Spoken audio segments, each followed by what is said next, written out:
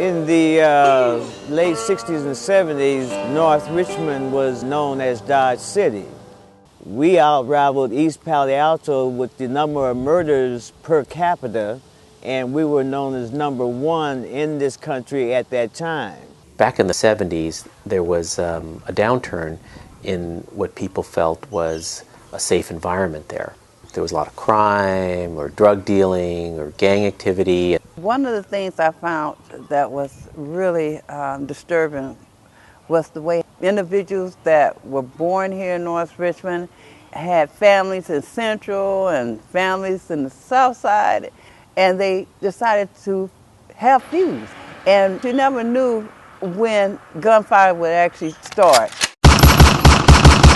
If you wanted to buy some drugs, if you wanted to buy a machine gun, it was all available. And North Richmond was an entry point for heroin coming out of Southeast Asia. They used to call it China White. Back in the 70s, the drugs and the shooting really got terrible there at one time. When people were coming into North Richmond, they were stopping there buying their drugs. And then going back, you had a problem with a known drug, and we called it Sherm, the embalming fluid. All drugs interfere with your mind to a certain extent.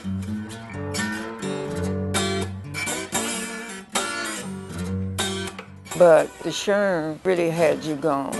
So I saw a community that was in deep conflict, that was beset with neighborhood wars, turf battles, and it appeared there was no way out. During the 70s, some of the killings were related to, territory or drug activity. It was really unfortunate because a lot of these youngsters used to come and frequent the neighborhood house, youth and community center that's located in the Los Deltas housing project. When I was a kid coming up, there was a lot of black-owned businesses here in North Richmond. We had barbershops, we had beauty shops, we had grocery stores. In the early years, there were a lot of commercial businesses in North Richmond along Grove Street. You had residential homes on Grove Street. And then there was a little section on Grove Street where there was a pool hall. This is where they would meet up and they would do a lot of different things. You had the ladies in the night, the prostitutes. They worked on Grove Street. You had people coming from all over, from Vallejo, San Francisco, Berkeley, Oakland. They would call them their clients.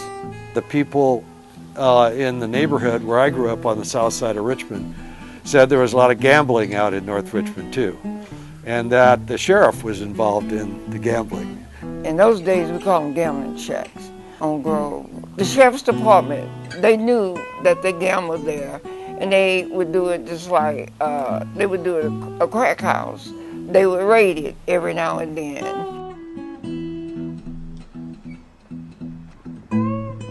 The thing that sticks out in my mind the most about North Richmond is the flooding that occurred during the wintertime. North Richmond had natural creeks and natural inlets from the bay that ran through North Richmond.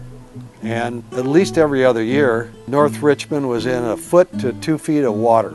And that just didn't mean the streets, but that was people's houses, businesses, and the streets would run sometimes like rivers. And they would come up to street level, and you get a good rain, your house would flood. Water would come up to your doorsteps. And so, like, when the rains came, the floods were based on the movement of the tide.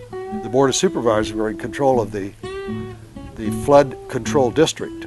And so the previous board member from my district had tried to solve the flooding in North Richmond, but couldn't quite get it together, and it was probably the most important thing.